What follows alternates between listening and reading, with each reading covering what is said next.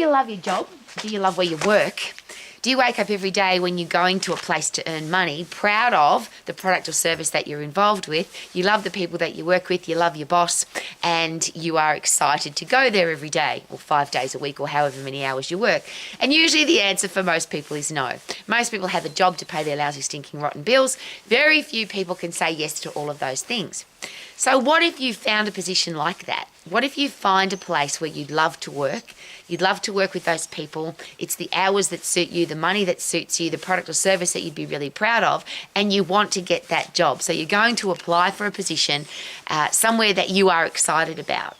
How do you make sure that you're the right person or that they would choose you? And it's a very big question because it's very risky to employ somebody. And I'll use an example. I'm out here with my puppy dogs, my 5 rescue puppy dogs. And if I go to rescue a dog from a shelter from the RSPCA, SPCA, somewhere that has rescued a puppy dog and they would like to give that dog to me, I have to go through a very stringent process. They vet me very carefully to make sure that I'm the right person to rescue a puppy dog. Well, there's a very big risk involved in employing somebody. If I'm a business owner, and I'll put it on you, if you have never owned a business, just consider this. You're going to pay somebody money. You're going to take money out of your bank account and put it into their bank account, hoping that they're going to do the right job for you. They're going to help your business grow. They're going to add value to your business. They're going to put more cash flow through your business. You're going to want to work with them because they're great people.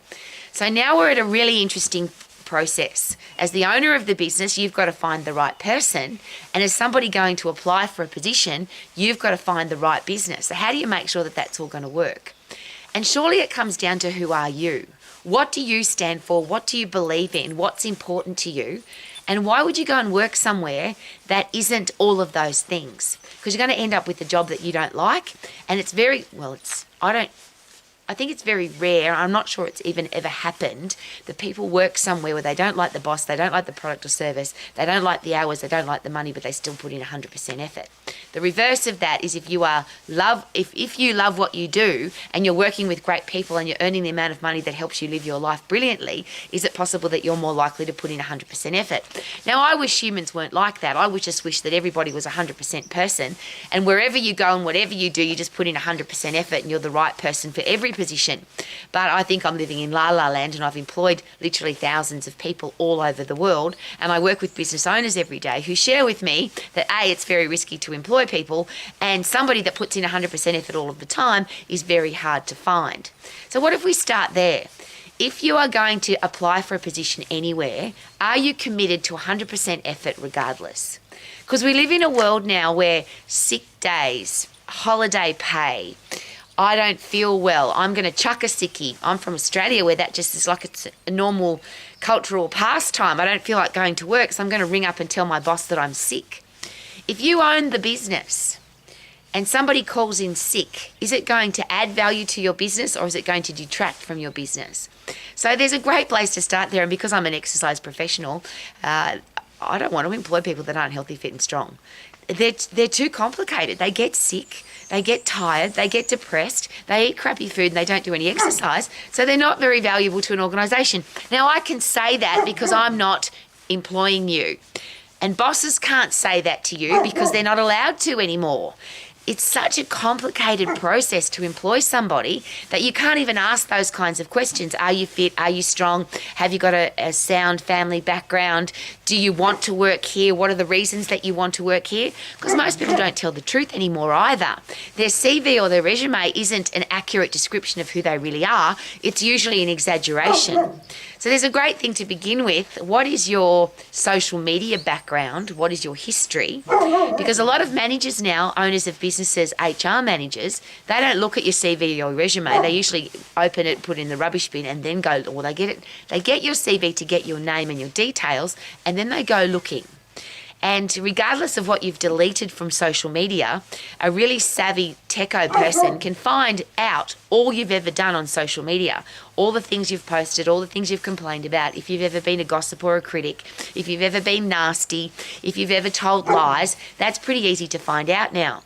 So if you've got a poor background when it comes to your reputation, your social media footprint, could it be a really good idea to tell the person who's employing you or interviewing you the truth? Tell them, I've got a really dark past. I've done some terrible things. But I want to work here because this is the organisation where I feel that I could thrive, and these are the reasons why. But the point here is to tell the truth. If you exaggerate, to me, exaggeration is telling lies. But if you don't present yourself as an honest, real person, it will catch up with you. So whatever your past is, whatever you've done, make sure you tell the truth.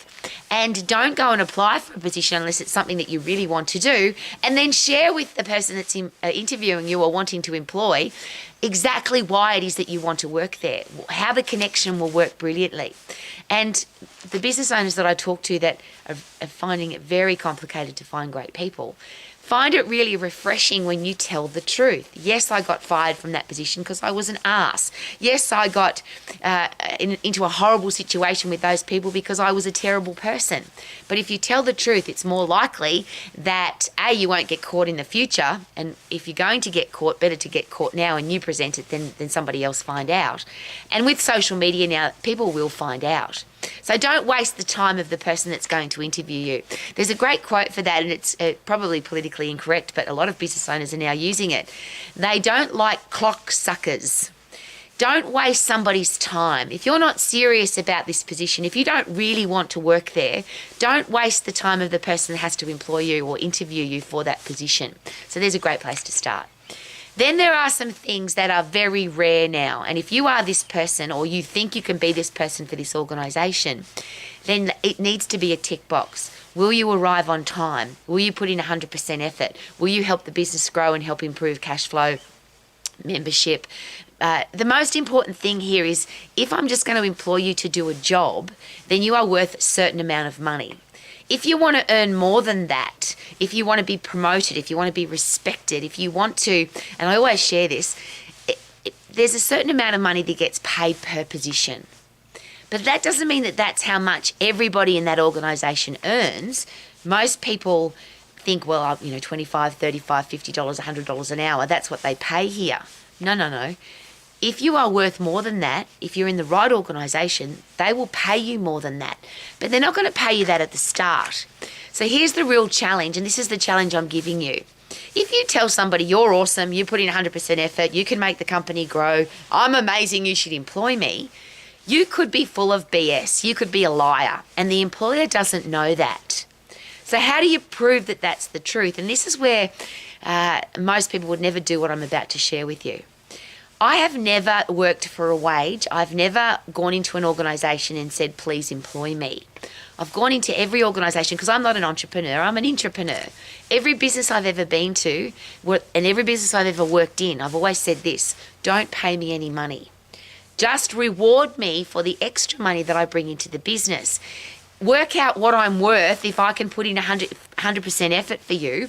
Work out what I'm worth if I make the business grow, and then I want a percentage of that because I'm prepared to back myself. Now, there's a lot of people who will only work for a wage, will only work for dollars per hour, will only work for a salary, but they're not prepared to back themselves. And if I employ you, and whether it's $10 an hour or $2,000 an hour, I don't know if you're going to do the job well. And I don't know that, even in the first week, 2 weeks, 3 months, whatever the trial period is, we really don't know how good somebody is at their role, at their position, until they make the business grow.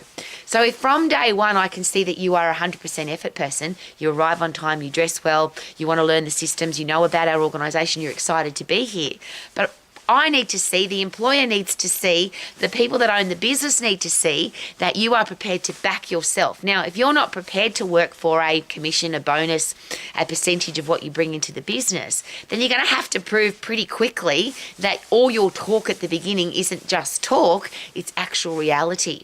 So from day one, because this is just common sense, isn't it? Day one is the best you're ever going to be. You might get better at the business, but ultimately, surely on day one, you want to impress everybody. You want to be the person that they say, wow, I'm really glad I employed her. I'm really glad I put him into the business because look what they've done on day one. Now, most people are awesome on day one and they get worse after that. I was given some great advice a very long time ago because I've literally employed thousands of people. And when I first started employing people, I made so many mistakes because I believed what people told me in the interview and I believed their CV or their resume. And of course, that was silliness on my part. Actually, absolute complete stupidity is probably a better way to describe it. But a seasoned employer, a seasoned business owner, and he was a multi-millionaire, he shared with me very openly and honestly, Rowie, everybody is an asshole until proven otherwise. Now, that was his quote, not mine. But it was very valuable information because until you prove yourself, everything is just talk. You can say, I'm a world champion car racing person, or I'm a world champion tennis player, I'm a world champion business salesperson. But until you make sales, until you win a world championship, until you can prove that your talk is real, then it's just talk. So regardless of your background, regardless of where you've worked before, regardless of how much money you've put into other people's organisations, the person that you're sitting with right now, if you want to change your job, change your career, get paid more money, work somewhere that suits you better, and I'll just put that as a very important side note. A lot of employers are looking for, yes, the right person, but ultimately you're not, you can say they're interviewing me, but no, you're interviewing the business. Is this the right business for you? Are the hours suitable for you? Is the money what you want to earn? And are there opportunities for you to grow if you want to? Are there opportunities for you to be promoted if you want to be? Are there opportunities for you to buy into the business or take on more responsibility or become a manager or a leader or a boss? All the things that you want to do have to be things that are available to you. So it's got to be a connection between you and the organisation, you and the boss, you and the person that's employing you. Now, you don't know that you can trust them either. They might tell you that they're a great place to work and it's a terrible place to work. So it's got to be a two-way street. So have you done your due diligence? Have you done your research? Have you analysed that this is the right place for you to work? And if the answer is yes, now you have to prove that you're the right person for the organisation. So very simply, is this what you want? Now prove that you're the right person. And the only way to prove that is to either back yourself, which is, and I'm going to give you the challenge, do what I've done, which is don't pay me any money, just pay me a percentage of what I bring into the business. And that might be commission, it could be bonus, it could be if I bring in an extra $10,000, I want an extra 1,000 of that, or I want 2,000 or 5,000. But work it out with the owner, with the boss of the business. Be unique and different is what I'm trying to share with you. Most people go to a job interview and they take what's offered. $25 an hour, $50 an hour, $150 an hour. Okay, thank you. And they take the job, and if they don't like it, they quit. Or even if they, and this is worse, if somebody doesn't like the job and they quit, that's good. If they don't like the job and they stay, that's terrible, because most people who work in a job that they don't like will never put in 100% effort, and they're really pulling the business down. So I'm asking you to be honest. I'm asking you to be straight down the line. I work with so many business owners who just refuse to employ anybody anymore, and we now live in an era of time where there will be robots, there will be AI, there will be machinery and technology that business owners would much rather use, because a robot doesn't have a day off. They don't have a sick day. They don't have a mental health day. They don't have to have public holidays. They don't need to go and look after their sick kids. They don't have a sore throat, a runny nose, a sore foot. I'm highly stressed. There's so many reasons why people don't go to work. And every minute that you don't go to work, you're putting a strain on the business. So if you can't do those hours, if you can't work for that amount of money, if you don't like those people, could it be a really good idea not to work there? That's just a great question to ask. So a very valuable employee is somebody who adds value to the business, not just does what's on the job description, because the amount of money that's on the job description, if it's a good business, they've worked out with the accountants and the bean counters and the people that do the books, they've said, okay, we can afford to pay this person this much money. If you want to earn more than that because you want to work in that organisation, you have to be worth more than that. You can't just say, I'm going to be awesome and expect them to pay you more money. You have to prove that you're going to be the right person for that organisation. And the only way to prove that is to back yourself financially. So will you add value to the business? Prove it. Not talk about it, prove it. Will you bring cash flow into the business? It might be, give me a week, give me a month, give me 6 months to put this many more customers, clients, sales, cash flow through the business. And if I do that, I would like this much as a bonus. Yes, I'll take the wage that you're giving me, but if I prove to be better than that, I want this. And it's very refreshing when somebody says that to you, because it means they're prepared to stand up for the words that they've shared with you. A lot of people talk. There's a lot of clock suckers, I'm going to say that again. People who waste your time because they talk, but they don't back themselves with action.